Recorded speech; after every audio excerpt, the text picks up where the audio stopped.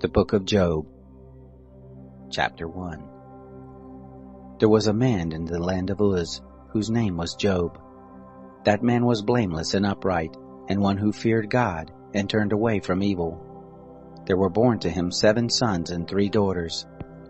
His possessions also were 7,000 sheep, 3,000 camels, 500 yoke of oxen, 500 she-donkeys, and a very great household, so that this man was the greatest of all the children of the East.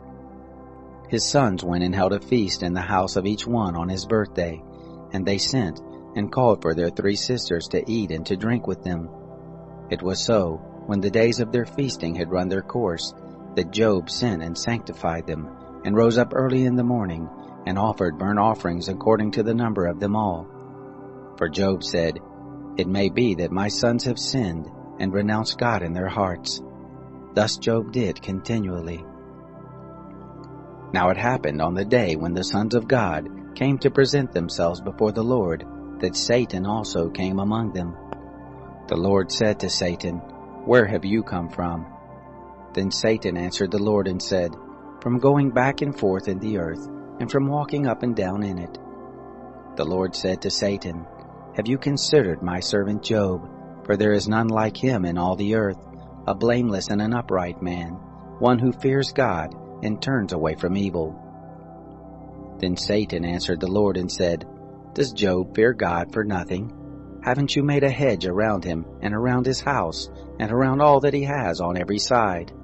You have blessed the work of his hands, and his substance is increased in the land. But put forth your hand now and touch all that he has, and he will renounce you to your face." The Lord said to Satan, "Behold, all that he has is in your power, only on himself don't put forth your hand." So Satan went forth from the presence of the Lord. It fell on a day when his sons and his daughters were eating and drinking wine in their eldest brother's house, that there came a messenger to Job and said, "The oxen were plowing and the donkeys feeding beside them, and the Sabaeans attacked and took them away. Yes, they have killed the servants with the edge of the sword, and I alone have escaped to tell you." While he was still speaking, there also came another and said, "The fire of God has fallen from the sky, and has burned up the sheep and the servants, and consumed them, and I alone have escaped to tell you." While he was still speaking, there came also another and said, "The Chaldeans made 3 bands, and swept down on the camels, and have taken them away, yes, and killed the servants with the edge of the sword, and I alone have escaped to tell you." While he was still speaking, there came also another and said, "Your sons and your daughters were eating and drinking wine in their eldest brother's house, and behold, there came a great wind from the wilderness, and struck the 4 corners of the house, and it fell on the young men, and they are dead. I alone have escaped to tell you." Then Job arose, and tore his robe, and shaved his head, and fell down on the ground and worshipped.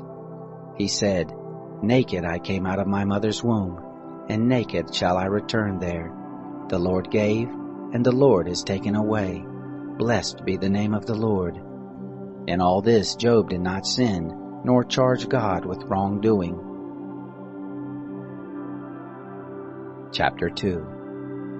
Again it happened on the day when the sons of God came to present themselves before the Lord, that Satan came also among them to present himself before the Lord. The Lord said to Satan, "Where have you come from?" Satan answered the Lord and said, "From going back and forth in the earth, and from walking up and down in it." The Lord said to Satan, "Have you considered my servant Job? For there is none like him in the earth, a blameless and an upright man, one who fears God and turns away from evil.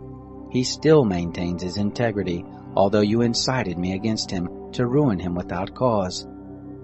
Satan answered the Lord and said, "Skin for skin, yes, all that a man has will he give for his life. But put forth your hand now and touch his bones and his flesh, and he will renounce you to your face." The Lord said to Satan, "Behold, he is in your hands. Only spare his life." So Satan went forth from the presence of the Lord, and struck Job with painful sores from the sole of his foot to his head. Job took for himself a potsherd to scrape himself with, and he sat among the ashes. Then his wife said to him, "Do you still maintain your integrity? Renounce God and die." But he said to her, You speak as one of the foolish women would speak. What? Shall we receive good at the hand of God, and shall we not receive evil? In all this Job didn't sin with his lips. Now when Job's 3 friends heard all this evil that had come on him, they each came from his own place: Eliphaz the Temanite, Bildad the Shuhite, and Zophar the Naamathite. And they made an appointment together to come to sympathize with him and to comfort him. When they lifted up their eyes from a distance and didn't recognize him, they raised their voices and wept, and they each tore his robe and sprinkled dust on their heads toward the sky. So they sat down with him on the ground 7 days and 7 nights, and none spoke a word to him, for they saw that his grief was very great. Chapter 3. After this, Job opened his mouth and cursed the day of his birth. Job answered, Let the day perish in which I was born, the night which said, There is a man-child conceived. Let that day be darkness. Don't let God from above seek for it, neither let the light shine on it. Let darkness and the shadow of death claim it for their own. Let a cloud dwell on it. Let all that makes black the day terrify it. As for that night, let thick darkness seize on it. Let it not rejoice among the days of the year. Let it not come into the number of the months. Behold, let that night be barren. Let no joyful voice come therein. Let them curse it who curse the day, who are ready to rouse up Leviathan. Let the stars of the twilight of it be dark. Let it look for light, but have none. Neither let it see the eyelids of the morning. Because it didn't shut up the doors of my mother's womb, nor did it hide trouble from my eyes. Why didn't I die from the womb? Why didn't I give up the spirit when my mother bore me? Why did the knees receive me, or why the breast that I should suck? For now should I have lain down and been quiet. I should have slept, then I would have been at rest, with kings and counselors of the earth, who built up waste places for themselves, or with princes who had gold, who filled their houses with silver. Or as a hidden untimely birth I had not been, as infants who never saw light. There the wicked cease from troubling, there the weary are at rest. There the prisoners are at ease together, they don't hear the voice of the taskmaster. The small and the great are there, the servant is free from his master. Why is light given to him who is in misery, life to the bitter in soul, who long for death but it doesn't come, who dig for it more than hidden treasures, who rejoice exceedingly and are glad when they can find the grave? Why is light given to a man whose way is hid, whom God has hedged in? For my sighing comes before I eat, my groanings are poured out like water. For the thing which I fear comes on me, that of which I am afraid comes to me. I am not at ease, neither am I quiet, neither have I rest, but trouble comes. Chapter 4. Then Eliphaz the Temanite answered, If someone ventures to talk with you, will you be grieved? But who can withhold himself from speaking? Behold, you have instructed many, you have strengthened the weak hands, your words have supported him who was falling, you have made firm the feeble knees. But now it has come to you and you faint, it touches you and you are troubled. Isn't your piety your confidence, the integrity of your ways your hope? Remember now, whoever perished being innocent, or where were the upright cut off? According to what I have seen, those who plow iniquity and sow trouble reap the same. By the breath of God they perish, by the blast of his anger are they consumed. The roaring of the lion and the voice of the fierce lion, the teeth of the young lions are broken. The old lion perishes for lack of prey, the cubs of the lioness are scattered abroad. Now a thing was secretly brought to me, my ear received a whisper of it, in thoughts from visions of the night, when deep sleep falls on men. Fear came on me and trembling, which made all my bones shake. Then a spirit passed before my face, the hair of my flesh stood up. It stood still, but I couldn't discern the appearance of it. A form was before my eyes. Silence. Then I heard a voice saying, Shall mortal man be more just than God? Shall a man be more pure than his Maker? Behold, he puts no trust in his servants. He charges his angels with error. How much more those who dwell in houses of clay, whose foundation is in the dust, who are crushed before the moth. Between morning and evening they are destroyed. They perish forever without any regarding it. Isn't their tent cord plucked up within them? They die, and that without wisdom. Chapter 5. Call now. Is there any who will answer you? To which of the holy ones will you turn? For resentment kills the foolish man, and jealousy kills the simple. I have seen the foolish taking root, but suddenly I cursed his habitation. His children are far from safety, they are crushed in the gate, neither is there any to deliver them. Whose harvest the hungry eats up, and take it even out of the thorns. The thirsty seek for their substance. For affliction doesn't come forth from the dust, neither does trouble spring out of the ground. But man is born to trouble, as the sparks fly upward. But as for me, I would seek God.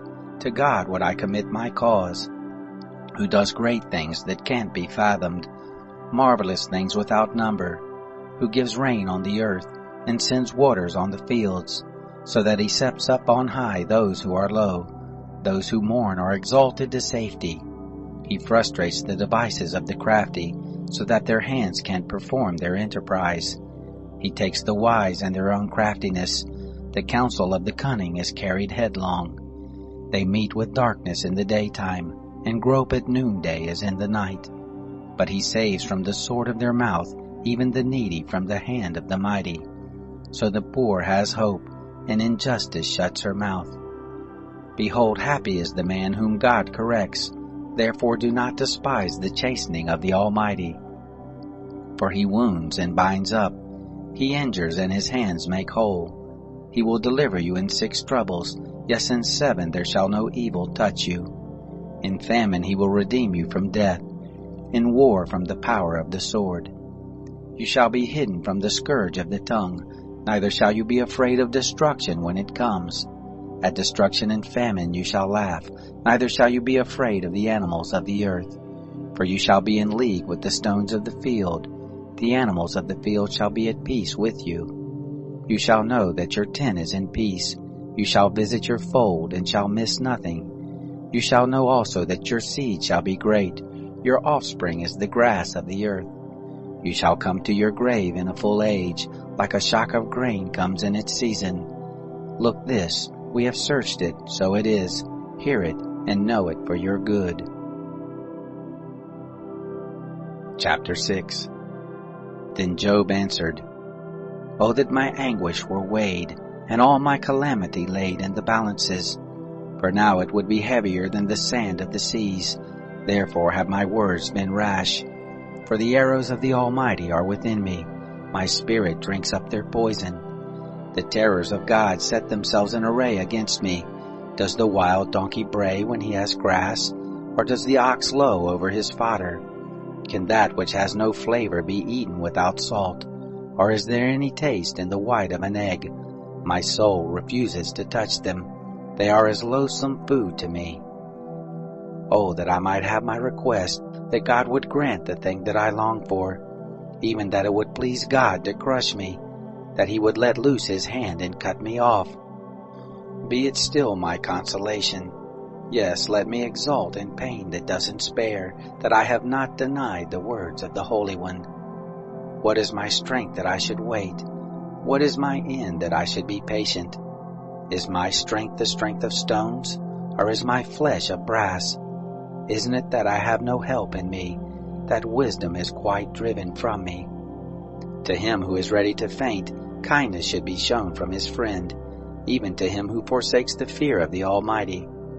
My brothers have dealt deceitfully as a brook, as the channel of brooks that pass away, which are black by the reason of the ice, in which the snow hides itself. In the dry season they vanish. When it is hot they are consumed out of their place. The caravans that travel beside them turn aside. They go up into the waste and perish. The caravans of Tema looked. The companies of Sheba waited for them. They were distressed because they were confident. They came there and were confounded. For now you are nothing. You see a terror and are afraid. Did I say, give something to me, or offer a present to me from your substance, or deliver me from the adversary's hand, or redeem me from the hand of the oppressors? Teach me, and I will hold my peace. Cause me to understand where I have erred. How forcible are words of uprightness! But your reproof, what does it reprove? Do you intend to reprove words, seeing that speeches of one who is desperate are as wind? Yes, you would even cast lots for the fatherless, and make merchandise of your friend. Now therefore be pleased to look at me, for surely I shall not lie to your face. Please return, let there be no injustice. Yes, return again, my cause is righteous. Is there injustice on my tongue? Can't my taste discern mischievous things? Chapter 7. Isn't a man forced to labor on earth? Aren't his days like the days of a hired hand? As a servant who earnestly desires the shadow, as a hireling who looks for his wages. So am I made to possess months of misery. Wearisome nights are appointed to me. When I lie down, I say, when shall I arise and the night be gone? I toss and turn until the dawning of the day. My flesh is clothed with worms and clods of dust. My skin closes up and breaks out afresh. My days are swifter than a weaver's shuttle, and are spent without hope. Oh, remember that my life is a breath. My eye shall no more see good.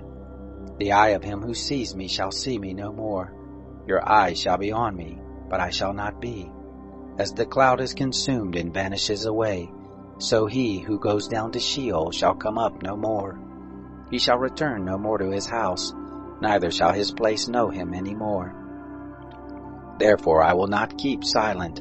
I will speak in the anguish of my spirit. I will complain in the bitterness of my soul. Am I a sea or a sea monster that you put a guard over me? When I say, my bed shall comfort me, my couch shall ease my complaint, then you scare me with dreams and terrify me through visions, so that my soul chooses strangling, death rather than my bones. I loathe my life. I don't want to live forever. Leave me alone, for my days are but a breath. What is man that you should magnify him, that you should set your mind on him, that you should visit him every morning and test him every moment? How long will you not look away from me, nor leave me alone until I swallow down my spit?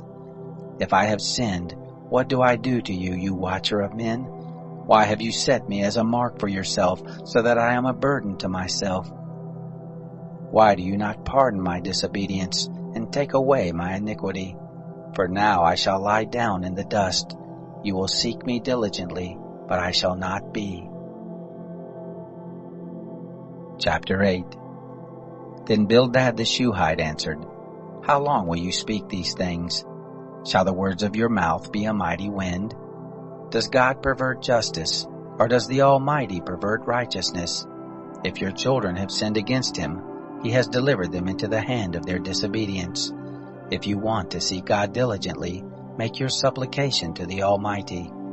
If you were pure and upright, surely now he would awaken for you, and make the habitation of your righteousness prosper, though your beginning was small, yet your latter end would greatly increase. Please inquire of past generations. Find out about the learning of their fathers, for we are but of yesterday and know nothing, because our days on earth are a shadow. Shall they not teach you and tell you, and utter words out of their heart?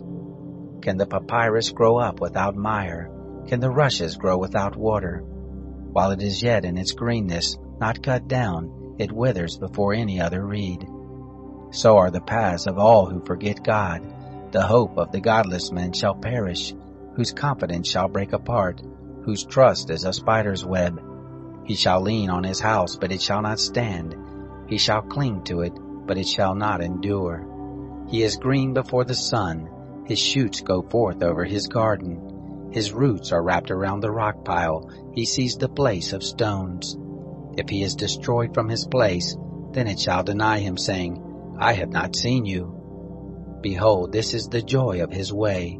Out of the earth shall others spring. Behold, God will not cast away a blameless man, neither will he uphold the evildoers.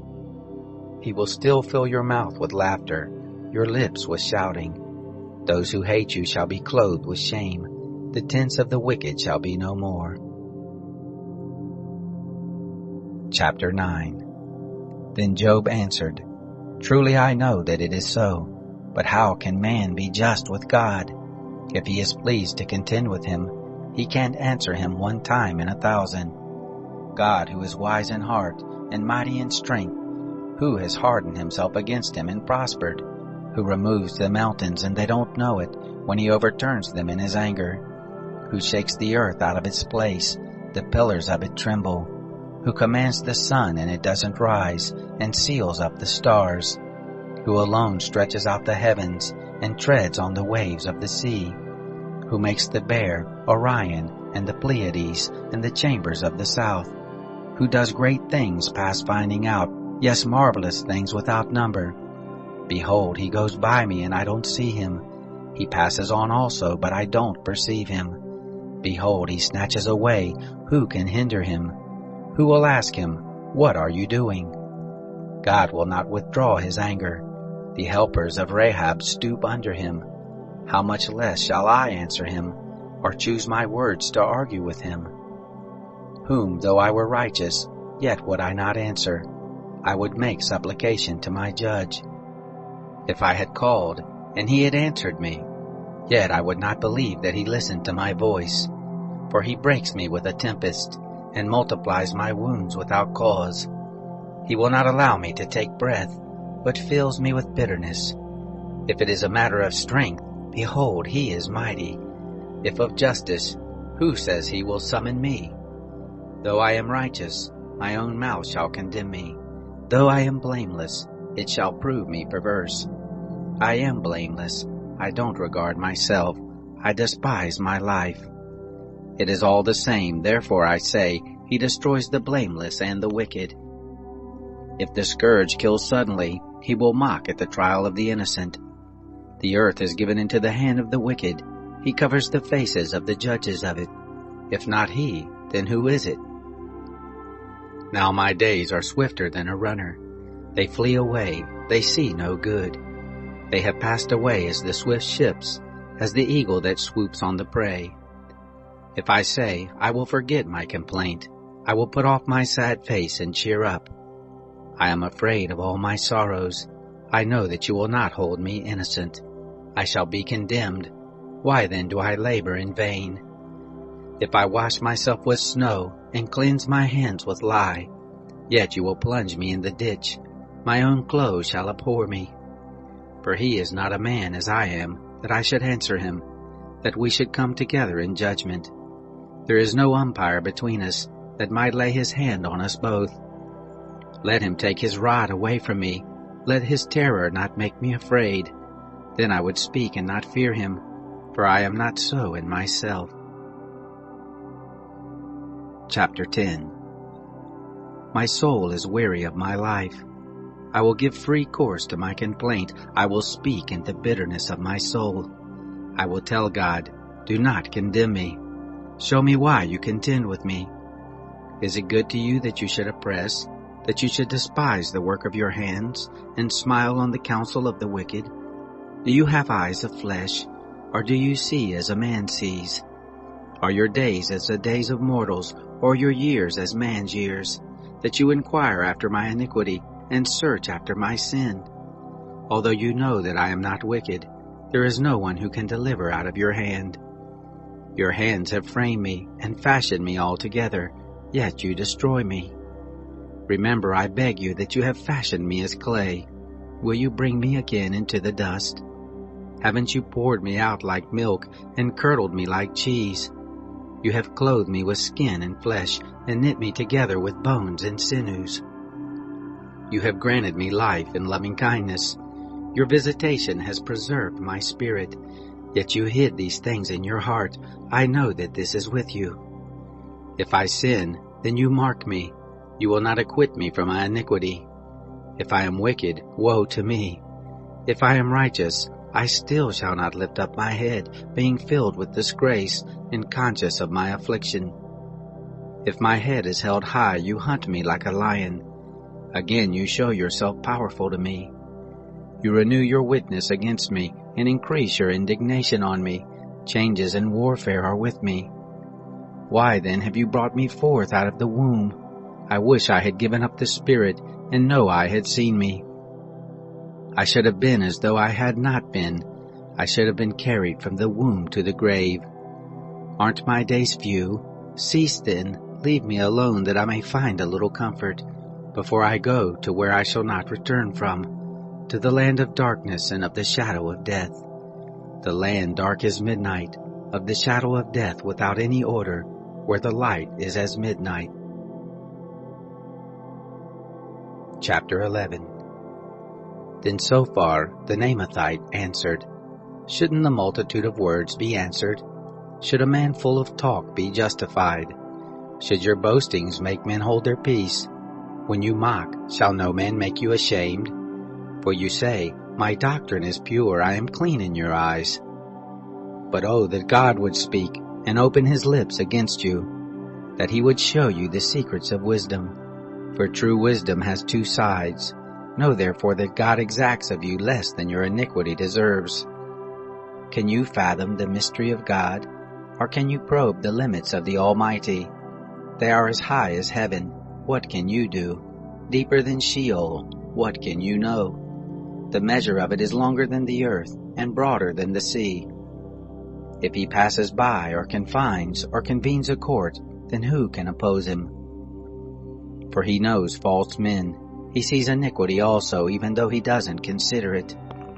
But vain man can become wise, if a man can be born as a wild donkey's colt. If you set your heart aright, stretch out your hands toward him. If iniquity is in your hand, put it far away. Don't let unrighteousness dwell in your tents. Surely then you shall lift up your face without spot. Yes, you shall be steadfast, and shall not fear. For you shall forget your misery. You shall remember it as waters that are passed by. Life shall be clearer than the noonday. Though there is darkness, it shall be as the morning. You shall be secure, because there is hope. Yes, you shall search, and shall take your rest in safety. Also you shall lie down, and none shall make you afraid. Yes, many shall court your favor. But the eyes of the wicked shall fail. They shall have no way to flee. Their hope shall be the giving up of the Spirit. Chapter 12. Then Job answered, No doubt, but you are the people, and wisdom shall die with you. But I have understanding as well as you. I am not inferior to you. Yes, who doesn't know such things as these? I am like one who is a joke to his neighbor. I who called on God, and he answered, The just, the blameless man is a joke. In the thought of him who is at ease there is contempt for misfortune. It is ready for them whose foot slips. The tents of robbers prosper. Those who provoke God are secure, who carry their gods in their hands. But ask the animals now, and they shall teach you, the birds of the sky, and they shall tell you. Or speak to the earth, and it shall teach you, the fish of the sea shall declare it to you. Who doesn't know that in all these the hand of the Lord has done this, in whose hand is the life of every living thing, the breath of all mankind? Doesn't the ear try words, even as the palate tastes its food? With aged men is wisdom, in length of days is understanding. With God is wisdom and might, he has counsel and understanding. Behold, he breaks down, and it can't be built again. He imprisons a man, and there can be no release. Behold, he withholds the waters, and they dry up. Again he sends them out, and they overturn the earth. With him is strength and wisdom. The deceived and the deceiver are his. He leads counselors away stripped. He makes judges fools. He loosens the bonds of kings. He binds their loins with a belt. He leads priests away stripped and overthrows the mighty. He removes the speech of those who are trusted, and takes away the understanding of the elders. He pours contempt on princes, and loosens the belt of the strong. He uncovers deep things out of darkness, and brings out to light the shadow of death. He increases the nations, and he destroys them. He enlarges the nations, and he leads them captive. He takes away understanding from the chiefs of the people of the earth, and causes them to wander in a wilderness where there is no way. They grope in the dark without light. He makes them stagger like a drunken man. Chapter 13.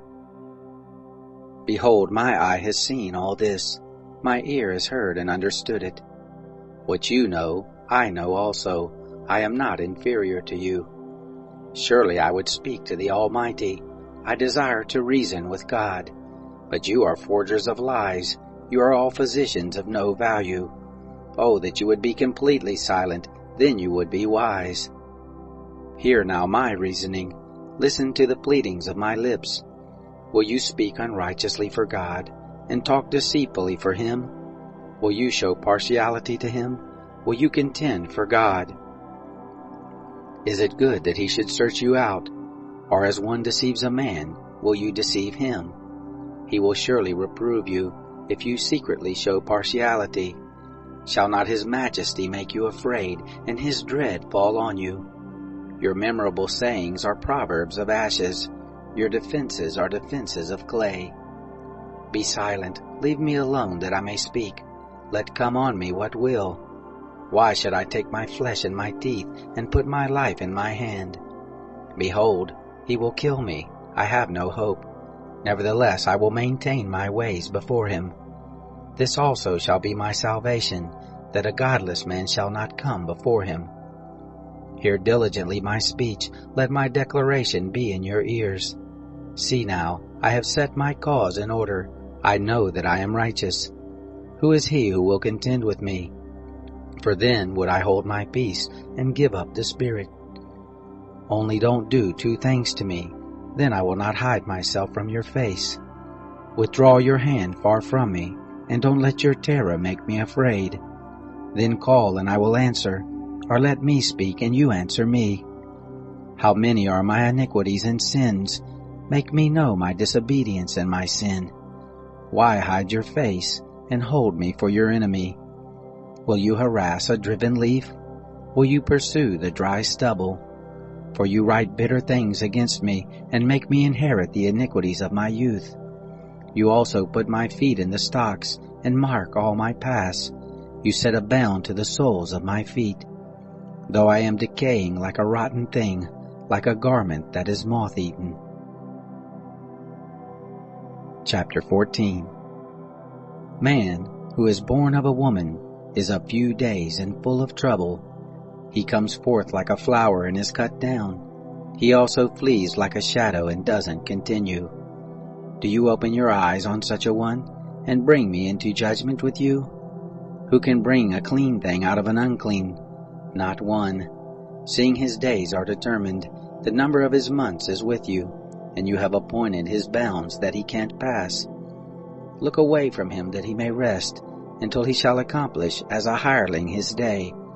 For there is hope for a tree, if it is cut down, that it will sprout again, that the tender branch of it will not cease, though the root of it grows old in the earth, and the stock of it dies in the ground. Yet through the sin of water it will bud, and put forth boughs like a plant. But man dies and is laid low. Yes, man gives up the spirit, and where is he? As the waters fail from the sea, and the river wastes and dries up, so man lies down and doesn't rise. Until the heavens are no more, they shall not awake, nor be roused out of their sleep. Oh, that you would hide me in Sheol, that you would keep me secret until your wrath is past, that you would appoint me a set time and remember me. If a man dies, shall he live again? All the days of my warfare would I wait until my release should come. You would call, and I would answer you. You would have a desire to the work of your hands. But now you number my steps. Don't you watch over my sin? My disobedience is sealed up in a bag. You fasten up my iniquity. But the mountain falling comes to nothing. The rock is removed out of its place. The waters wear the stones. The torrents of it wash away the dust of the earth. So you destroy the hope of man. You forever prevail against him, and he passes. You change his face and send him away. His sons come to honor, and he doesn't know it. They are brought low, but he doesn't perceive it of them. But his flesh on him has pain. His soul within him mourns. Chapter 15. Then Eliphaz the Temanite answered, Should a wise man answer with vain knowledge, and fill himself with the east wind? Should he reason with unprofitable talk, or with speeches with which he can do no good? Yes, you do away with fear, and hinder devotion before God. For your iniquity teaches your mouth, and you choose the language of the crafty. Your own mouth condemns you and not I, yes, your own lips testify against you. Are you the first man who was born, or were you brought forth before the hills? Have you heard the secret counsel of God? Do you limit wisdom to yourself? What do you know that we don't know? What do you understand which is not in us? With us are both the gray-headed and the very aged men, much elder than your father. Are the consolations of God too small for you, even the word that is gentle towards you? Why does your heart carry you away? Why do your eyes flash, that you turn your spirit against God, and let such words go out of your mouth? What is man that he should be clean? He who is born of a woman, that he should be righteous? Behold, he puts no trust in his holy ones. Yes, the heavens are not clean in his sight. How much less one who is abominable and corrupt, a man who drinks iniquity like water?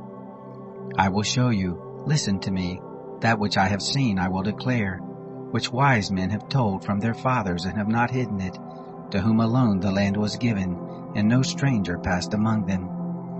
The wicked man travails with pain all his days, even the number of years that are laid up for the oppressor. A sound of terrors is in his ears. In prosperity the destroyer shall come on him. He doesn't believe that he shall return out of darkness. He is waited for by the sword. He wanders abroad for bread, saying, Where is it? He knows that the day of darkness is ready at his hand. Distress and anguish make him afraid. They prevail against him, as a king ready to the battle, because he has stretched out his hand against God, and behaves himself proudly against the Almighty. He runs at him with a stiff neck, with the thick shields of his bucklers, because he has covered his face with his fatness, and gathered fat on his loins. He has lived in desolate cities, he in houses which no one inhabited, which were ready to become heaps. He shall not be rich, neither shall his substance continue, neither shall their possession be extended on the earth. He shall not depart out of darkness. The flame shall dry up his branches. By the breath of God's mouth shall he go away. Let him not trust in emptiness, deceiving himself, for emptiness shall be his reward. It shall be accomplished before his time. His branch shall not be green. He shall shake off his unripe grape as the vine, and shall cast off his flower as the olive tree. For the company of the godless shall be barren, and fire shall consume the tents of bribery. They conceive mischief, and bring forth iniquity. Their heart prepares deceit. Chapter 16. Then Job answered, I have heard many such things. Miserable comforters are you all. Shall vain words have an end? Or what provokes you that you answer? I also could speak as you do. If your soul were in my soul's place, I could join words together against you, and shake my head at you. But I would strengthen you with my mouth. The solace of my lips would relieve you. Though I speak, my grief is not subsided. Though I forbear, what am I eased? But now, God, you have surely worn me out. You have made desolate all my company. You have shriveled me up. This is a witness against me. My leanness rises up against me. It testifies to my face. He has torn me in his wrath and persecuted me. He has gnashed on me with his teeth. My adversary sharpens his eyes on me. They have gaped on me with their mouth. They have struck me on the cheek reproachfully. They gather themselves together against me. God delivers me to the ungodly and casts me into the hands of the wicked. I was at ease, and he broke me apart. Yes, he has taken me by the neck and dashed me to pieces. He has also set me up for his target. His archers surround me. He splits my kidneys apart and does not spare. He pours out my gall on the ground. He breaks me with breach on breach. He runs on me like a giant. I have sewed sackcloth on my skin and have thrust my horn in the dust. My face is red with weeping, darkness is on my eyelids. Although there is no violence in my hands, and my prayer is pure. Earth, don't cover my blood. Let my cry have no place to rest. Even now, behold, my witness is in heaven. He who vouches for me is on high. My friends scoff at me. My eyes pour out tears to God. Oh, that he would maintain the right of man with God, of a son of man with his neighbor. For when a few years are come, I shall go the way from whence I shall not return. Chapter 17. My spirit is consumed, my days are extinct, and the grave is ready for me. Surely there are mockers with me. My eyes dwell on their provocation. Now give a pledge, be collateral for me with yourself. Who is there who will strike hands with me? For you have hidden their heart from understanding. Therefore shall you not exalt them. He who denounces his friends for a prey, even the eyes of his children shall fail. But he has made me a byword of the people. They spit in my face. My eye also is dim by reason of sorrow. All my members are as a shadow. Upright men shall be astonished at this. The innocent shall stir himself up against the godless. Yet shall the righteous hold on his way. He who has clean hands shall grow stronger and stronger. But as for you all, come on now again. I shall not find a wise man among you. My days are past. My plans are broken off, as are the thoughts of my heart. They change the night into day, saying, the light is near, in the presence of darkness. If I look for Sheol as my house, if I have spread my couch in the darkness, if I have said to corruption, you are my father, and to the worm, my mother and my sister, where then is my hope? As for my hope, who shall see it? Shall it go down with me to the gates of Sheol, or descend together into the dust? Chapter 18. Then Bildad the Shuhite answered, how long will you hunt for words? Consider, and afterwards we will speak. Why are we counted as animals, which have become unclean in your sight? You who tear yourself in your anger, shall the earth be forsaken for you? Or shall the rock be removed out of its place?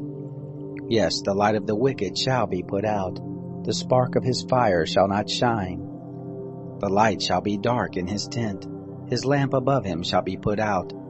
The steps of his strength shall be shortened. His own counsel shall cast him down. For he is cast into a net by his own feet, and he wanders into its mesh. A snare shall take him by the heel. A trap shall lay hold on him. A noose is hidden for him in the ground, a trap for him in the way. Terror shall make him afraid on every side, and shall chase him at his heels. His strength shall be famished, calamity shall be ready at his side. The members of his body shall be devoured, the firstborn of death shall devour his members. He shall be rooted out of his tent where he trusts. He shall be brought to the king of terrors. There shall dwell in his tent that which is none of his. Sulphur shall be scattered on his habitation. His roots shall be dried up beneath. Above shall his branch be cut off. His memory shall perish from the earth. He shall have no name in the street. He shall be driven from light into darkness, and chased out of the world. He shall have neither son nor grandson among his people, nor any remaining where he sojourned. Those who come after shall be astonished at his day, as those who went before were frightened. Surely such are the dwellings of the unrighteous. This is the place of him who doesn't know God. Chapter 19. Then Job answered, how long will you torment me, and crush me with words? You have reproached me 10 times. You aren't ashamed that you attack me. If it is true that I have erred, my error remains with myself. If indeed you will magnify yourselves against me, and plead against my reproach, know that God has subverted me, and he has surrounded me with his net. Behold, I cry out of wrong, but I am not heard. I cry for help, but there is no justice. He has walled up my way so that I can't pass, and has set darkness in my paths. He has stripped me of my glory and taken the crown from my head. He has broken me down on every side, and I am gone. My hope has he plucked up like a tree. He has also kindled his wrath against me. He counts me among his adversaries. His troops come on together, build a siege ramp against me, and encamp around my tent. He has put my brothers far from me. My acquaintances are wholly estranged from me. My relatives have gone away. My familiar friends have forgotten me. Those who dwell in my house and my maids count me for a stranger. I am an alien in their sight. I call to my servant, and he gives me no answer. I beg him with my mouth. My breath is offensive to my wife. I am loathsome to the children of my own mother. Even young children despise me. If I arise, they speak against me. All my familiar friends abhor me. They whom I loved have turned against me. My bones stick to my skin and to my flesh. I have escaped by the skin of my teeth. Have pity on me, you my friends, for the hand of God has touched me. Why do you persecute me as God? Are you not satisfied with my flesh?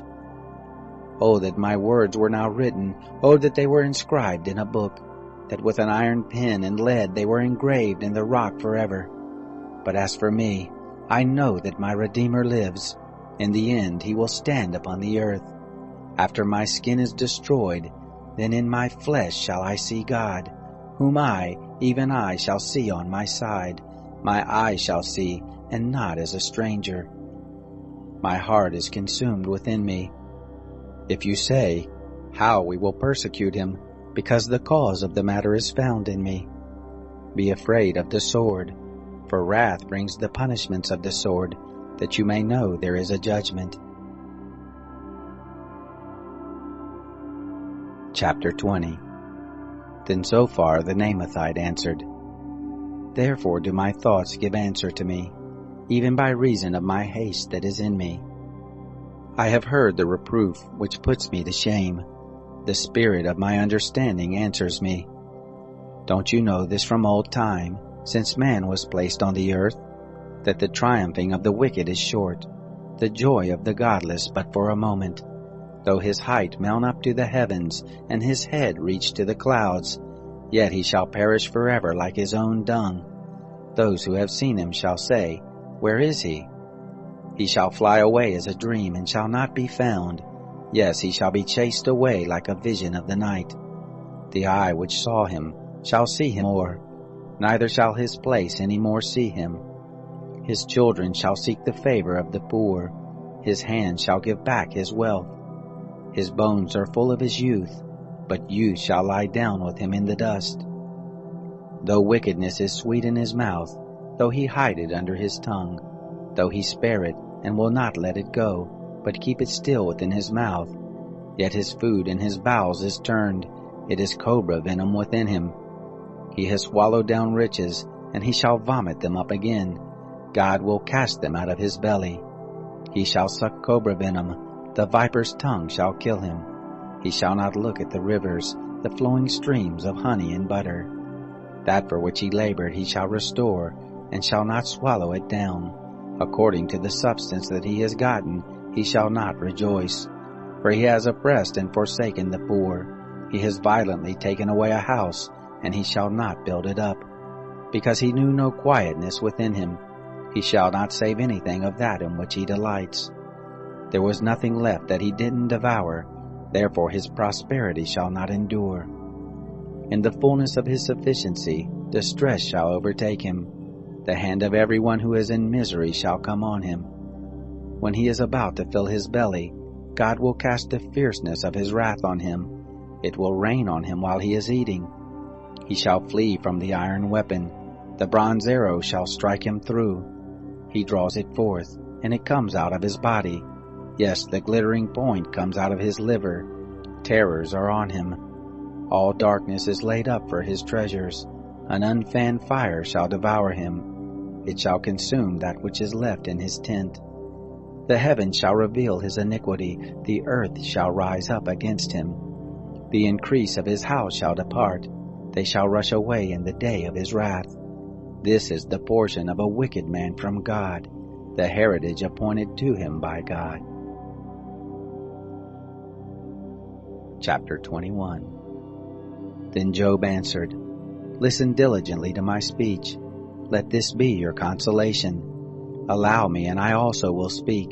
After I have spoken, mock on. As for me, is my complaint to man? Why shouldn't I be impatient? Look at me and be astonished. Lay your hand on your mouth. When I remember I am troubled, horror takes hold of my flesh. Why do the wicked live, become old, yes, and grow mighty in power? Their child is established with them in their sight, their offspring before their eyes. Their houses are safe from fear, neither is the rod of God upon them. Their bulls breed without fail, their cows calve and don't miscarry. They send forth their little ones like a flock, their children dance. They sing to the tambourine and harp, and rejoice at the sound of the pipe. They spend their days in prosperity. In an instant they go down to Sheol. They tell God, Depart from us, for we don't want to know about your ways. What is the Almighty that we should serve him? What profit should we have if we pray to him? Behold, their prosperity is not in their hand.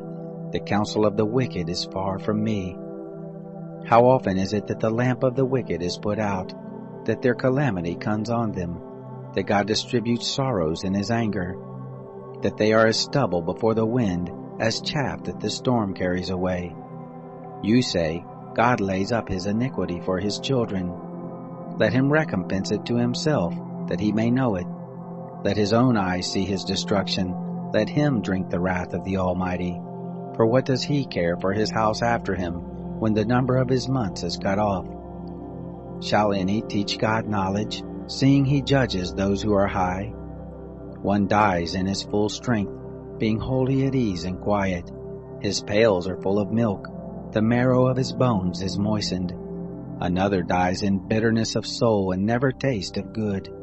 They lie down alike in the dust, the worm covers them both. Behold, I know your thoughts, the devices with which you would wrong me. For you say, Where is the house of the prince? Where is the tent in which the wicked live? Haven't you asked wayfaring men? Don't you know their evidences, that the evil man is reserved to the day of calamity, that they are led forth to the day of wrath? Who shall declare his way to his face? Who shall repay him what he has done? Yet shall he be borne to the grave. Men shall keep watch over the tomb. The clods of the valley shall be sweet to him. All men shall draw after him, as there were innumerable before him. So how can you comfort me with nonsense, seeing that in your answers there remains only falsehood? Chapter 22. Then Eliphaz the Temanite answered, Can a man be profitable to God? Surely he who is wise is profitable to himself. Is it any pleasure to the Almighty that you are righteous, or does it benefit him that you make your ways perfect? Is it for your piety that he reproves you, that he enters in with you into judgment? Isn't your wickedness great? Neither is there any end to your iniquities. For you have taken pledges from your brother for nothing, and stripped the naked of their clothing. You haven't given water to the weary to drink, and you have withheld bread from the hungry. But as for the mighty man, he had the earth. The honorable man, he lived in it. You have sent widows away empty, and the arms of the fatherless have been broken. Therefore snares are round about you, sudden fear troubles you, or darkness, so that you cannot see, and floods of waters cover you. Isn't God in the heights of heaven? See the height of the stars, how high they are. You say, What does God know? Can he judge through the thick darkness? Thick clouds are a covering to him so that he doesn't see. He walks on the vault of the sky. Will you keep the old way which wicked men have trodden, who were snatched away before their time, whose foundation was poured out as a stream, who said to God, Depart from us, and what can the Almighty do for us? Yet he filled their houses with good things, but the counsel of the wicked is far from me. The righteous see it and are glad, the innocent ridicule them, saying, Surely those who rose up against us are cut off. The fire has consumed the remnant of them. Acquaint yourself with him now and be at peace. Thereby good shall come to you. Please receive instruction from his mouth and lay up his words in your heart. If you return to the Almighty, you shall be built up. If you put away unrighteousness far from your tents, lay your treasure in the dust, the gold of Ophir among the stones of the brooks. The Almighty will be your treasure, precious silver to you. For then shall you delight yourself in the Almighty, and shall lift up your face to God. You shall make your prayer to him, and he will hear you. You shall pay your vows. You shall also decree a thing, and it shall be established to you. Light shall shine on your ways. When they cast down, you shall say, Be lifted up. He will save the humble person. He will even deliver him who is not innocent. Yes, he shall be delivered through the cleanness of your hands. Chapter 23. Then Job answered, Even today is my complaint rebellious. His hand is heavy in spite of my groaning. Oh, that I knew where I might find him, that I might come even to his seat. I would set my cause in order before him, and fill my mouth with arguments. I would know the words which he would answer me, and understand what he would tell me. Would he contend with me in the greatness of his power? No, but he would listen to me. There the upright might reason with him, so I should be delivered forever from my judge. If I go east, he is not there. If west, I can't find him. He works to the north, but I can't see him. He turns south, but I can't catch a glimpse of him. But he knows the way that I take. When he has tried me, I shall come forth like gold. My foot is held fast to his steps. His way have I kept and not turned aside. I haven't gone back from the commandment of his lips. I have treasured up the words of his mouth more than my necessary food. But he stands alone, and who can oppose him? What his soul desires, even that he does, for he performs that which is appointed for me. Many such things are with him. Therefore I am terrified at his presence. When I consider, I am afraid of him. For God has made my heart faint. The Almighty has terrified me, because I was not cut off before the darkness, neither did he cover the thick darkness from my face. Chapter 24. Why aren't times laid up by the Almighty? Why don't those who know him see his days? There are people who remove the landmarks. They violently take away flocks and feed them. They drive away the donkey of the fatherless, and they take the widow's ox for a pledge. They turn the needy out of the way. The poor of the earth all hide themselves. Behold, as wild donkeys in the desert, they go forth to their work, seeking diligently for food. The wilderness yields them bread for their children. They cut their provender in the field. They glean the vineyard of the wicked. They lie all night naked without clothing, and have no covering in the cold. They are wet with the showers of the mountains, and embrace the rock for lack of shelter. There are those who pluck the fatherless from the breast, and take a pledge of the poor, so that they go around naked without clothing. Being hungry, they carry the sheaves. They make oil within the walls of these men. They tread wine presses and suffer thirst. From out of the populous city men groan. The soul of the wounded cries out, yet God doesn't regard the folly. There are those who rebel against the light. They don't know the ways of it, nor abide in the paths of it. The murderer rises with the light. He kills the poor and needy. In the night he is like a thief.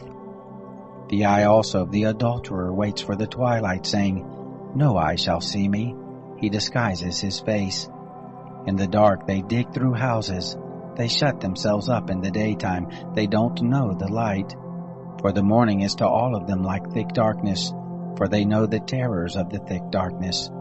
They are foam on the surface of the waters. Their portion is cursed in the earth. They don't turn into the way of the vineyards. Drought and heat consume the snow waters, so does Sheol those who have sinned. The womb shall forget him. The worm shall feed sweetly on him. He shall no more be remembered. Unrighteousness shall be broken as a tree. He devours the barren who don't bear.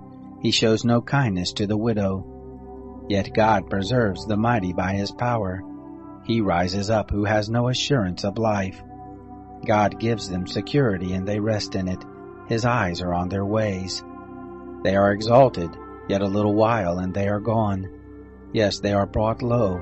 They are taken out of the way as all others, and are cut off as the tops of the ears of grain. If it isn't so now, who will prove me a liar, and make my speech worth nothing? Chapter 25. Then Bildad the Shuhite answered, Dominion and fear are with him. He makes peace in his high places. Can his armies be counted? On whom does his light not arise? How then can man be just with God? Or how can he who is born of a woman be clean? Behold, even the moon has no brightness, and the stars are not pure in his sight. How much less man who is a worm, the son of man who is a worm. Chapter 26. Then Job answered, How have you helped him who is without power? How have you saved the arm that has no strength? How have you counseled him who has no wisdom, and plentifully declared sound knowledge? To whom have you uttered words, whose spirit came forth from you? Those who are deceased tremble, those beneath the waters and all that live in them. Sheol is naked before God, and Abaddon has no covering. He stretches out the north over empty space, and hangs the earth on nothing. He binds up the waters in his thick clouds, and the cloud is not burst under them. He encloses the face of his throne, and spreads his cloud on it. He has described a boundary on the surface of the waters, and to the confines of light and darkness. The pillars of heaven tremble, and are astonished at his rebuke. He stirs up the sea with his power, and by his understanding he strikes through Rahab. By his spirit the heavens are garnished. His hand has pierced the swift serpent. Behold, these are but the outskirts of his ways. How small a whisper do we hear of him? But the thunder of his power, who can understand? Chapter 27. Job again took up his parable and said, As God lives, who has taken away my right, the Almighty who has made my soul bitter, for the length of my life is still in me, and the Spirit of God is in my nostrils. Surely my lips shall not speak unrighteousness, neither shall my tongue utter deceit. Far be it from me that I should justify you. Until I die I will not put away my integrity from me. I will hold fast to my righteousness, and will not let it go. My heart shall not reproach me so long as I live. Let my enemy be as the wicked. Let him who rises up against me be as the unrighteous. For what is the hope of the godless when he is cut off, when God takes away his life? Will God hear his cry when trouble comes on him? Will he delight himself in the Almighty, and call on God at all times? I will teach you about the hand of God. That which is with the Almighty will I not conceal. Behold, all of you have seen it yourselves. Why then have you become altogether vain? This is the portion of a wicked man with God, the heritage of oppressors which they receive from the Almighty. If his children are multiplied, it is for the sword. His offspring shall not be satisfied with bread. Those who remain of him shall be buried in death. His widows shall make no lamentation. Though he heap up silver as the dust, and prepare clothing as the clay, he may prepare it, but the just shall put it on, and the innocent shall divide the silver. He builds his house as the moth, as a booth which a watchman makes. He lies down rich, but he shall not do so again. He opens his eyes and is not. Terrors overtake him like waters. A tempest steals him away in the night. The east wind carries him away, and he departs. It sweeps him out of his place. For it hurls at him and does not spare, as he flees away from his hand. Men shall clap their hands at him, and shall hiss him out of his place. Chapter 28. Surely there is a mine for silver, and a place for gold which they refine. Iron is taken out of the earth, and copper is smelted out of the ore. Man sets an end to darkness, and searches out to the furthest bound the stones of obscurity and of thick darkness. He breaks open a shaft away from where people live. They are forgotten by the foot. They hang far from men. They swing back and forth. As for the earth, out of it comes bread. Underneath it is turned up as if it were by fire. Sapphires come from its rocks. It has dust of gold. That path no bird of prey knows, neither has the falcon's eye seen it. The proud animals have not trodden it, nor has the fierce lion passed by there. He puts forth his hand on the flinty rock, and he overturns the mountains by the roots. He cuts out channels among the rocks. His eye sees every precious thing. He binds the streams that they don't trickle. The thing that is hidden he brings forth to light. But where shall wisdom be found? Where is the place of understanding? Man doesn't know its price, neither is it found in the land of the living. The deep says, "It isn't in me." The sea says, "It isn't with me." It can't be gotten for gold, neither shall silver be weighed for its price. It can't be valued with the gold of Ophir, with the precious onyx or the sapphire. Gold and glass can't equal it, neither shall it be exchanged for jewels of fine gold. No mention shall be made of coral or of crystal. Yes, the price of wisdom is above rubies. The topaz of Ethiopia shall not equal it, neither shall it be valued with pure gold. Whence then comes wisdom? Where is the place of understanding? Seeing it is hidden from the eyes of all living, and kept close from the birds of the sky. Destruction and death say, "We have heard a rumor of it with our ears." God understands its way, and he knows its place. For he looks to the ends of the earth, and sees under the whole sky. He establishes the force of the wind. Yes, he measures out the waters by measure. When he made a decree for the rain, and a way for the lightning of the thunder, then did he see it and declare it. He established it, yes, and searched it out. To man he said, "Behold, the fear of the Lord, that is wisdom. To depart from evil is understanding." Chapter 29.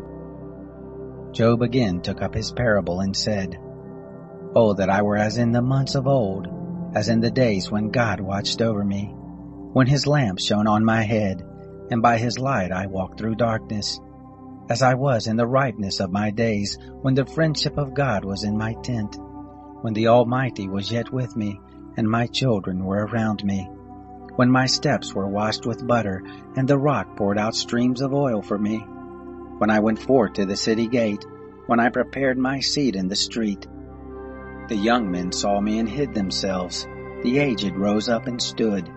The princes refrained from talking, and laid their hand on their mouth. The voice of the nobles was hushed, and their tongue stuck to the roof of their mouth. For when the ear heard me, then it blessed me, and when the eye saw me, it commended me, because I delivered the poor who cried, and the fatherless also, who had none to help him. The blessing of him who was ready to perish came on me, and I caused the widow's heart to sing for joy. I put on righteousness, and it clothed me. My justice was as a robe and a diadem. I was eyes to the blind, and feet to the lame. I was a father to the needy. The cause of him whom I didn't know I searched out. I broke the jaws of the unrighteous, and plucked the prey out of his teeth. Then I said, I shall die in my own house. I shall number my days as the sand. My root is spread out to the waters. The dew lies all night on my branch. My glory is fresh in me. My bow is renewed in my hand. Men listened to me, waited, and kept silence for my counsel. After my words they didn't speak again. My speech fell on them. They waited for me as for the rain. Their mouths drank as with the spring rain. I smiled on them when they had no confidence. They didn't reject the light of my face. I chose out their way and sat as chief. I lived as a king in the army, as one who comforts the mourners. Chapter 30. But now those who are younger than I have me in derision, whose fathers I would have disdained to put with my sheepdogs. Of what use is the strength of their hands to me, men in whom ripe age has perished? They are gone from lack and famine. They gnaw the dry ground in the gloom of waste and desolation. They pluck salt herbs by the bushes. The roots of the broom are their food. They are driven forth from the midst of men. They cry after them as after a thief, so that they dwell in frightful valleys, and in holes of the earth and of the rocks. Among the bushes they bray, and under the nettles they are gathered together. They are children of fools, yes, children of base men. They were flogged out of the land. Now I have become their song. Yes, I am a byword to them. They abhor me. They stand aloof from me, and don't hesitate to spit in my face. For he has untied his cord and afflicted me, and they have thrown off restraint before me. On my right hand rise the rabble. They thrust aside my feet. They cast up against me their ways of destruction. They mar my path. They set forward my calamity without anyone's help. As through a wide breach they come. In the midst of the ruin they roll themselves in. Terrors are turned on me. They chase my honor as the wind. My welfare has passed away as a cloud. Now my soul is poured out within me. Days of affliction have taken hold on me. In the night season my bones are pierced in me, and the pains that gnaw me take no rest. By great force is my garment disfigured. It binds me about as a collar of my coat. He has cast me into the mire, have become like dust and ashes. I cry to you, and you do not answer me. I stand up, and you gaze at me. You have turned to be cruel to me. With the might of your hand you persecute me. You lift me up to the wind and drive me with it. You dissolve me in the storm. For I know that you will bring me to death, to the house appointed for all living. However, doesn't one stretch out a hand in his fall, or in his calamity therefore cry for help? Didn't I weep for him who was in trouble?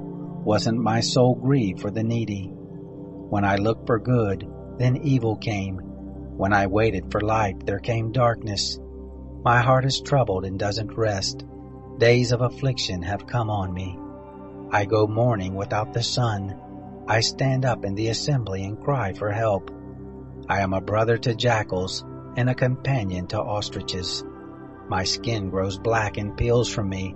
My bones are burned with heat. Therefore is my harp turned to mourning, and my pipe into the voice of those who weep. Chapter 31. I made a covenant with my eyes. How then should I look lustfully at a young woman?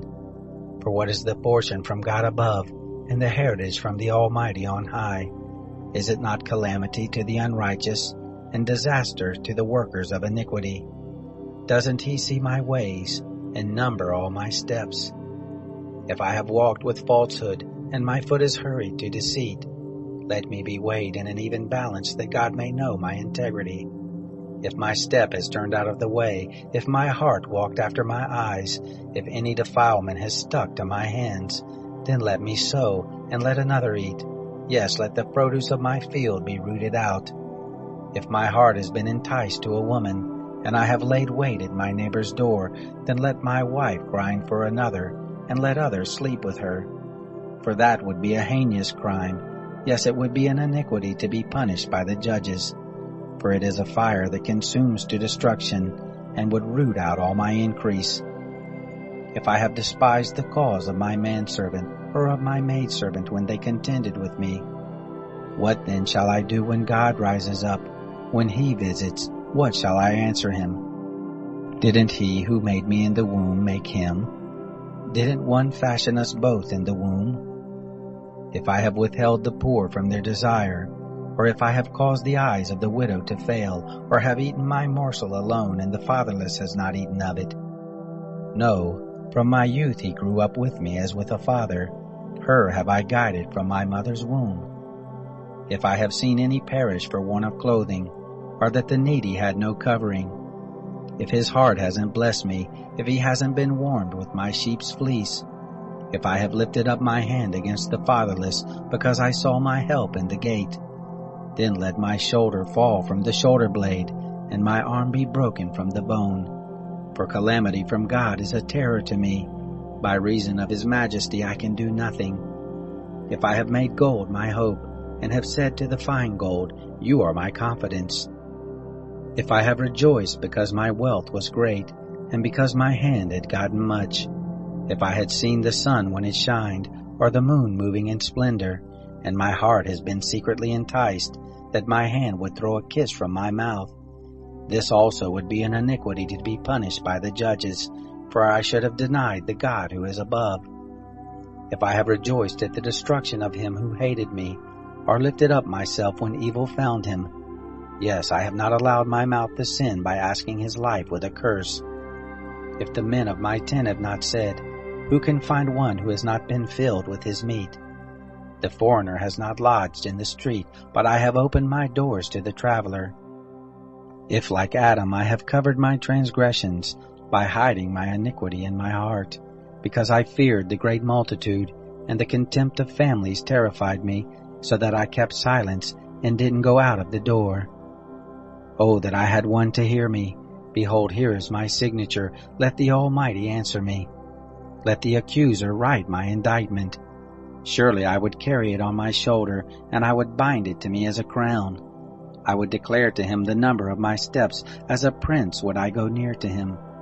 If my land cries out against me, and the furrows of it weep together, if I have eaten the fruits of it without money, or have caused the owners of it to lose their life, let briars grow instead of wheat, and stinkweed instead of barley. The words of Job are ended. Chapter 32. So these 3 men ceased to answer Job, because he was righteous in his own eyes. Then the wrath of Elihu, the son of Barachel the Buzite, of the family of Ram, was kindled against Job. His wrath was kindled because he justified himself rather than God. Also his wrath was kindled against his 3 friends, because they had found no answer, and yet had condemned Job. Now Elihu had waited to speak to Job, because they were elder than he. When Elihu saw that there was no answer in the mouth of these 3 men, his wrath was kindled. Elihu, the son of Barachel the Buzite, answered, I am young, and you are very old. Therefore I held back, and didn't dare show you my opinion. I said, days should speak, and multitude of years should teach wisdom. But there is a spirit in man, and the breath of the Almighty gives them understanding. It is not the great who are wise, nor the aged who understand justice. Therefore I said, listen to me, I also will show my opinion. Behold, I waited for your words, and I listened for your reasoning, while you searched out what to say. Yes, I gave you my full attention, but there was no one who convinced Job, or who answered his words among you.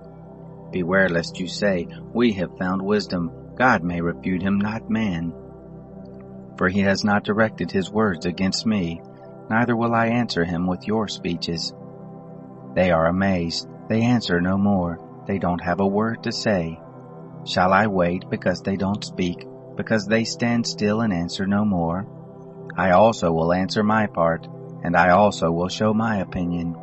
For I am full of words, the spirit within me constrains me. Behold, my breast is as wine which has no vent. Like new wineskins it is ready to burst. I will speak, that I may be refreshed. I will open my lips and answer. Please don't let me respect any man's person, neither will I give flattering titles to any man. For I don't know how to give flattering titles, or else my Maker would soon take me away. Chapter 33. However, Job, please hear my speech and listen to all my words. See now, I have opened my mouth, my tongue has spoken in my mouth. My words shall utter the uprightness of my heart, that which my lips know they shall speak sincerely. The Spirit of God has made me, and the breath of the Almighty gives me life. If you can, answer me, set your words in order before me and stand forth. Behold, I am toward God even as you are. I am also formed out of the clay. Behold, my terror shall not make you afraid, neither shall my pressure be heavy on you. Surely you have spoken in my hearing. I have heard the voice of your word saying, I am clean, without disobedience. I am innocent, neither is there iniquity in me. Behold, he finds occasions against me. He counts me for his enemy. He puts my feet in the stocks. He marks all my paths. Behold, I will answer you. In this you are not just, for God is greater than man. Why do you strive against him, because he doesn't give account of any of his matters? For God speaks once, yes twice, though man pays no attention. In a dream, in a vision of the night, when deep sleep falls on men, in slumbering on their bed. Then he opens the ears of men and seals their instruction, that he may withdraw man from his purpose, and hide pride from man. He keeps back his soul from the pit, and his life from perishing by the sword. He is chastened also with pain on his bed, with continual strife in his bones, so that his life abhors bread, and his soul dainty food. His flesh is so consumed away that it can't be seen. His bones that were not seen stick out. Yes, his soul draws near to the pit, and his life to the destroyers. If there is beside him an angel, an interpreter, one among 1,000, to show to man what is right for him, then God is gracious to him and says, Deliver him from going down to the pit. I have found a ransom. His flesh shall be fresher than a child's. He returns to the days of his youth. He prays to God, and he is favorable to him, so that he sees his face with joy. He restores to man his righteousness. He sings before men and says, I have sinned and perverted that which was right, and it didn't profit me. He has redeemed my soul from going down into the pit. My life shall see the light. Behold, God works all these things, twice, yes 3 times with a man, to bring back his soul from the pit, that he may be enlightened with the light of the living. Mark well, Job, and listen to me. Hold your peace, and I will speak. If you have anything to say, answer me. Speak, for I desire to justify you. If not, listen to me. Hold your peace, and I will teach you wisdom. Chapter 34. Moreover, Elihu answered, Hear my words, you wise men. Give ear to me, you who have knowledge, for the ear tries words, as the palate tastes food. Let us choose for us that which is right. Let us know among ourselves what is good. For Job has said, I am righteous. God has taken away my right. Notwithstanding my right, I am considered a liar. My wound is incurable, though I am without disobedience. What man is like Job, who drinks scorn like water, who goes in company with workers of iniquity, and walks with wicked men? For he has said, It profits a man nothing, that he should delight himself with God. Therefore listen to me, you men of understanding. Far be it from God that he should do wickedness, from the Almighty that he should commit iniquity. For the work of a man will he render to him, and cause every man to find according to his ways. Yes, surely God will not do wickedly, neither will the Almighty pervert justice. Who gave him a charge over the earth, or who has appointed him over the whole world? If he sets his heart on himself, if he gather to himself his spirit and his breath, all flesh would perish together, and man would turn again to dust. If now you have understanding, hear this, listen to the voice of my words. Shall even one who hates justice govern? Will you condemn him who is righteous and mighty? Who says to a king, vile, or to nobles, wicked? Who doesn't respect the persons of princes, nor regard the rich more than the poor? For they are all the work of his hands. In a moment they die, even at midnight. The people are shaken and pass away, the mighty are taken away without hand. For his eyes are on the ways of a man, he sees all his goings. There is no darkness, nor thick gloom, where the workers of iniquity may hide themselves. For he doesn't need to consider a man further, that he should go before God in judgment. He breaks in pieces mighty men in ways past finding out, and sets others in their place. Therefore he takes knowledge of their works, he overturns them in the night, so that they are destroyed. He strikes them as wicked men, in the open sight of others, because they are turned aside from following him, and wouldn't have regard in any of his ways. So that they caused the cry of the poor to come to him. He heard the cry of the afflicted. When he gives quietness, who then can condemn? When he hides his face, who then can see him? Alike whether to a nation or to a man, that the godless man may not reign, that there be no one to ensnare the people. For has any said to God, I am guilty, but I will not offend any more? Teach me that which I don't see. If I have done iniquity, I will do it no more. Shall his recompense be as you desire, that you refuse it? For you must choose, and not I. Therefore speak what you know. Men of understanding will tell me, yes, every wise man who hears me. Job speaks without knowledge. His words are without wisdom. I wish that Job were tried to the end, because of his answering like wicked men. For he adds rebellion to his sin. He claps his hands among us, and multiplies his words against God. Chapter 35. Moreover, Elihu answered, Do you think this to be your right? Or do you say, My righteousness is more than God's? That you ask, What advantage will it be to you? What profit shall I have more than if I had sinned? I will answer you, and your companions with you. Look to the heavens and see. See the skies which are higher than you. If you have sinned, what effect do you have against him? If your transgressions are multiplied, what do you do to him? If you are righteous, what do you give him? Or what does he receive from your hand? Your wickedness may hurt a man as you are, and your righteousness may profit a son of man. By reason of the multitude of oppressions they cry out. They cry for help by reason of the arm of the Almighty. But none says, Where is God my Maker, who gives songs in the night, who teaches us more than the animals of the earth, and makes us wiser than the birds of the sky? There they cry, but none gives answer, because of the pride of evil men. Surely God will not hear an empty cry, neither will the Almighty regard it. How much less when you say you don't see him? The cause is before him, and you wait for him. But now, because he has not visited in his anger, neither does he greatly regard arrogance. Therefore Job opens his mouth with empty talk, and he multiplies words without knowledge. Chapter 36. Elihu also continued and said, Bear with me a little, and I will show you, for I still have something to say on God's behalf. I will get my knowledge from afar, and will ascribe righteousness to my Maker.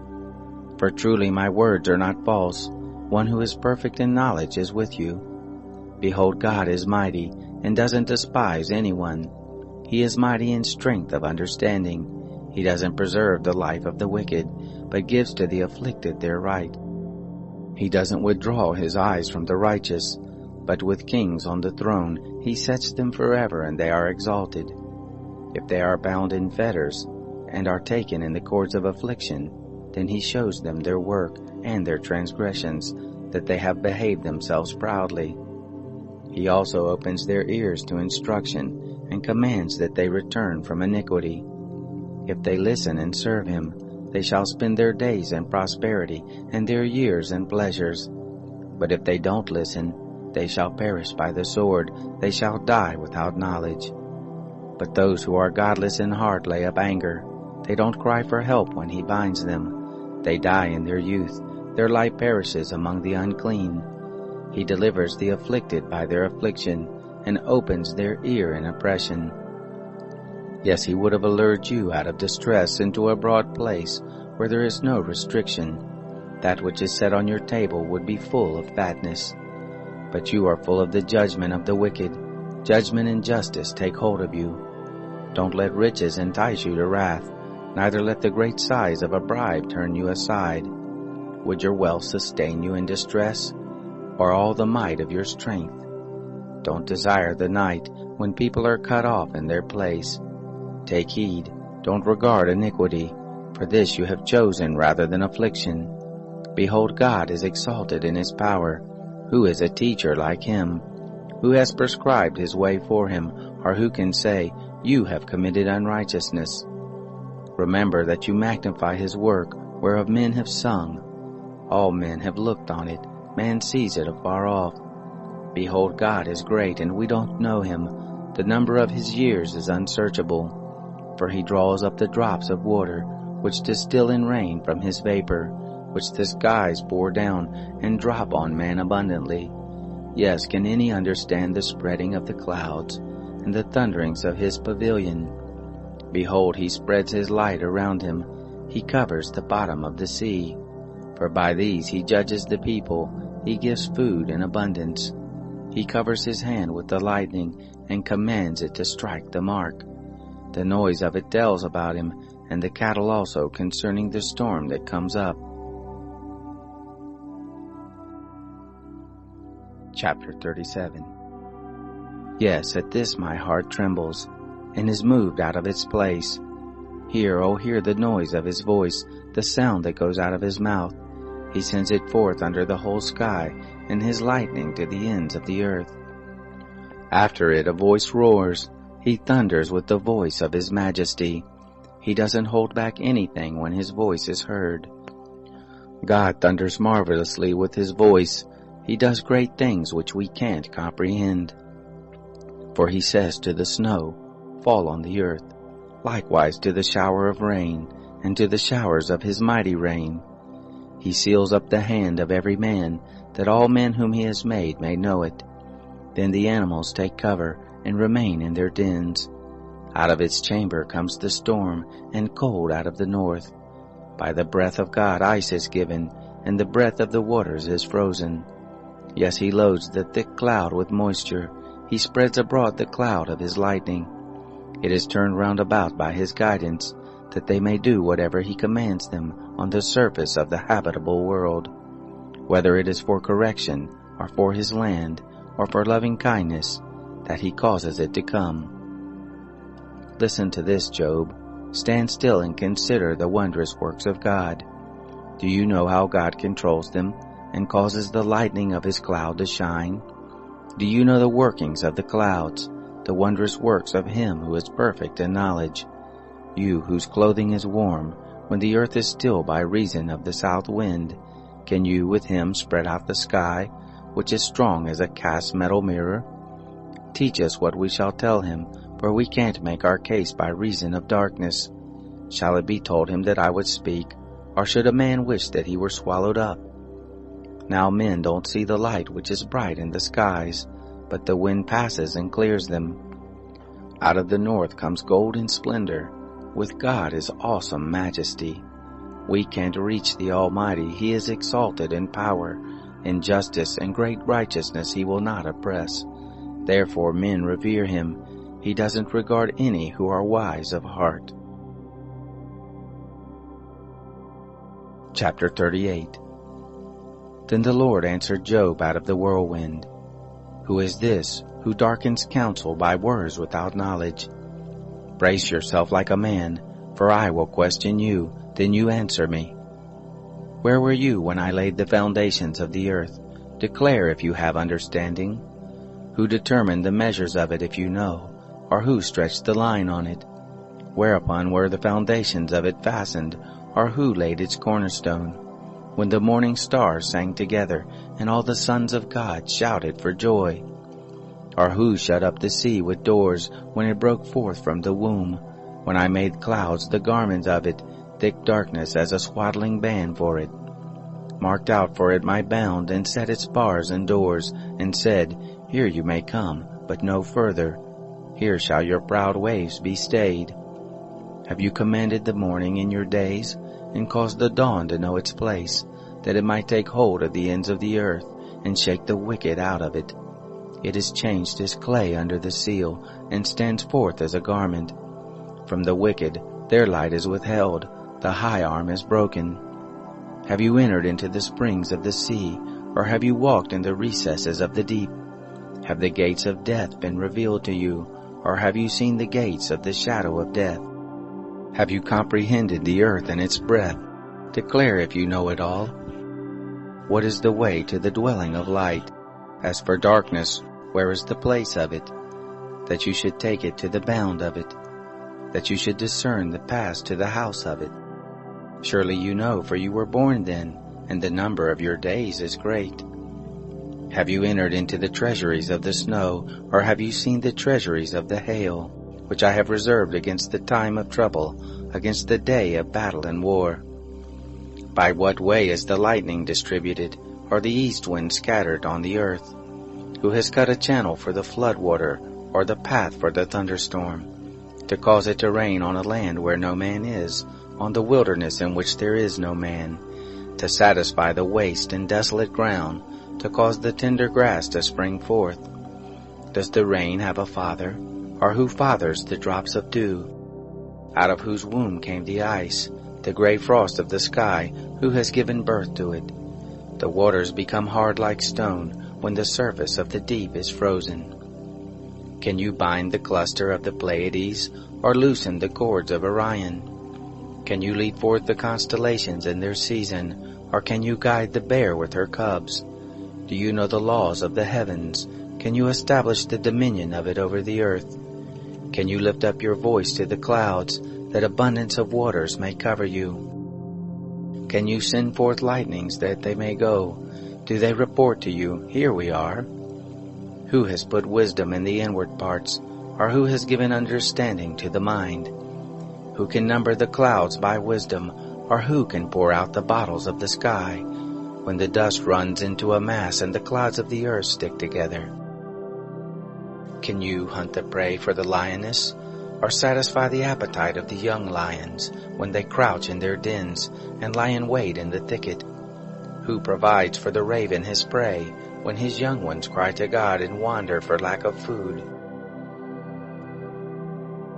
Chapter 49. Do you know the time when the mountain goat gives birth? Do you watch when the doe bears fawns? Can you number the months that they fulfill, or do you know the time when they give birth? They bow themselves, they bring forth their young, they end their labor pains. Their young ones become strong, they grow up in the open field, they go forth and don't return again. Who has set the wild donkey free, or who has loosened the bonds of the swift donkey? Whose home I have made the wilderness, and the salt land his dwelling place.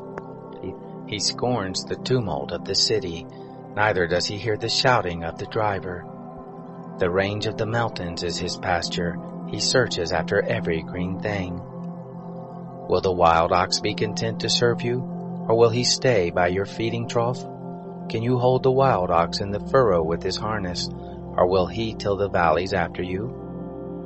Will you trust him because his strength is great, or will you leave to him your labor? Will you confide in him that he will bring home your seed and gather the grain of your threshing floor? The wings of the ostrich wait proudly, but are they their feathers and plumage of love? For she leaves her eggs on the earth, warms them in the dust, and forgets that the foot may crush them, or that the wild animal may trample them. She deals harshly with her young ones, as if they were not hers. Though her labor is in vain, she is without fear, because God has deprived her of wisdom, neither has he imparted to her understanding. When she lifts up herself on high, she scorns the horse and his rider. Have you given the horse might? Have you clothed his neck with a quivering mane? Have you made him to leap as a locust? The glory of his snorting is awesome. He paws in the valley and rejoices in his strength. He goes out to meet the armed men. He mocks at fear and is not dismayed, neither does he turn back from the sword. The quiver rattles against him, the flashing spear and the javelin. He eats up the ground with fierceness and rage, neither does he stand still at the sound of the trumpet. As often as the trumpet sounds, he snorts, "Aha!" He smells the battle afar off, the thunder of the captains and the shouting. Is it by your wisdom that the hawk soars and stretches her wings toward the south? Is it at your command that the eagle mounts up and makes his nest on high? On the cliff he dwells and makes his home, on the point of the cliff and the stronghold. From there he spies out the prey, his eyes see it afar off. His young ones also suck up blood, where the slain are, there he is. Chapter 40. Moreover, the Lord answered Job, "Shall he who argues contend with the Almighty? He who argues with God, let him answer him." Then Job answered the Lord, "Behold, I am of small account. What shall I answer you? I lay my hand on my mouth. I have spoken once, and I will not answer. Yes, twice, but I will proceed no further." Then the Lord answered Job out of the whirlwind, "Now brace yourself like a man. I will question you, and you will answer me. Will you even annul my judgment? Will you condemn me, that you may be justified? Or have you an arm like God? Can you thunder with a voice like him? Now deck yourself with excellency and dignity. Array yourself with honor and majesty. Put forth the fury of your anger. Look on everyone who is proud and bring him low. Look on everyone who is proud and humble him. Crush the wicked in their place. Hide them in the dust together. Bind their faces in the hidden place. Then I will also admit to you that your own right hand can save you. See now the behemoth, which I made as well as you. He eats grass like an ox. Look now, his strength is in his loins. His force is in the muscles of his belly. He moves his tail like a cedar. The sinews of his thighs are knit together. His bones are like tubes of brass. His limbs are like bars of iron. He is the chief of the ways of God. He who made him gives him his sword. Surely the mountains bring him forth food, where all the animals of the field do play. He lies under the lotus trees, in the covert of the reed in the marsh. The lotuses cover him with their shade. The willows of the brook surround him. Behold, if a river overflows, he doesn't tremble. He is confident, though the Jordan swells even to his mouth. Shall any take him when he is on the watch, or pierce through his nose with a snare? Chapter 41. Can you draw out Leviathan with a fishhook, or press down his tongue with a cord? Can you put a rope into his nose, or pierce his jaw through with a hook? Will he make many petitions to you, or will he speak soft words to you? Will he make a covenant with you that you should take him for a servant forever? Will you play with him as with a bird, or will you bind him for your girls? Will traders barter for him? Will they part him among the merchants? Can you fill his skin with barbed irons, or his head with fish spears? Lay your hand on him, remember the battle, and do so no more. Behold, the hope of him is in vain. Will not one be cast down even at the sight of him? None is so fierce that he dares stir him up. Who then is he who can stand before me? Who has first given to me, that I should repay him? Everything under the heavens is mine. I will not keep silence concerning his limbs, nor his mighty strength, nor his goodly frame. Who can strip off his outer garment? Who shall come within his jaws? Who can open the doors of his face? Around his teeth is terror. Strong scales are his pride, shut up together with a close seal. One is so near to another that no air can come between them. They are joined one to another. They stick together so that they can't be pulled apart. His sneezing flashes forth light. His eyes are like the eyelids of the morning. Out of his mouth go burning torches. Sparks of fire leap forth. Out of his nostrils a smoke goes, as a boiling pot over a fire of reeds. His breath kindles coals. A flame goes forth from his mouth. In his neck there is strength. Terror dances before him.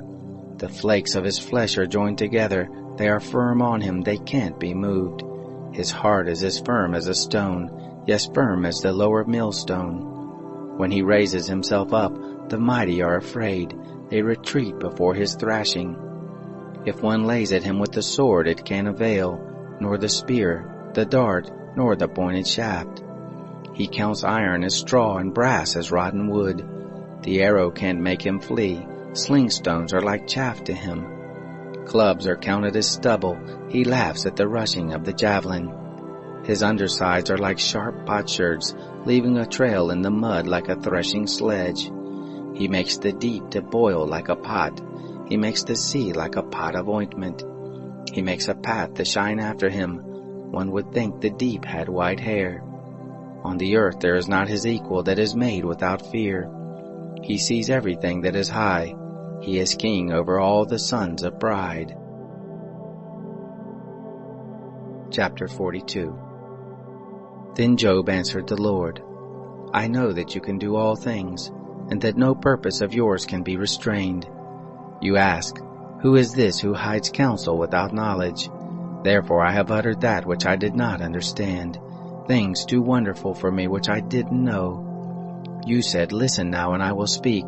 I will question you, and you will answer me.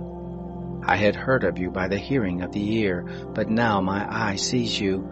Therefore I abhor myself, and repent in dust and ashes. It was so, that after the Lord had spoken these words to Job, the Lord said to Eliphaz the Temanite, My wrath is kindled against you, and against your 2 friends, for you have not spoken of me the thing that is right as my servant Job has. Now therefore, take to yourselves 7 bulls and 7 rams, and go to my servant Job, and offer up for yourselves a burnt offering, and my servant Job shall pray for you, for I will accept him, that I not deal with you according to your folly. For you have not spoken of me the thing that is right, as my servant Job has. So Eliphaz the Temanite, and Bildad the Shuhite, and Zophar the Naamathite went, and did what the Lord commanded them, and the Lord accepted Job. The Lord turned the captivity of Job when he prayed for his friends. The Lord gave Job twice as much as he had before. Then came there to him all of his brothers, and all his sisters, and all those who had been of his acquaintance before, and ate bread with him in his house. They comforted him, and consoled him, concerning all the evil that the Lord had brought on him. Everyone also gave him a piece of money, and everyone a ring of gold. So the Lord blessed the latter end of Job more than his beginning. He had 14,000 sheep, 6,000 camels, 1,000 yoke of oxen, and 1,000 female donkeys. He also had 7 sons and 3 daughters. He called the name of the first Jemimah, and the name of the second Keziah, and the name of the third Keren Hapuch. In all the land there were no women found so beautiful as the daughters of Job.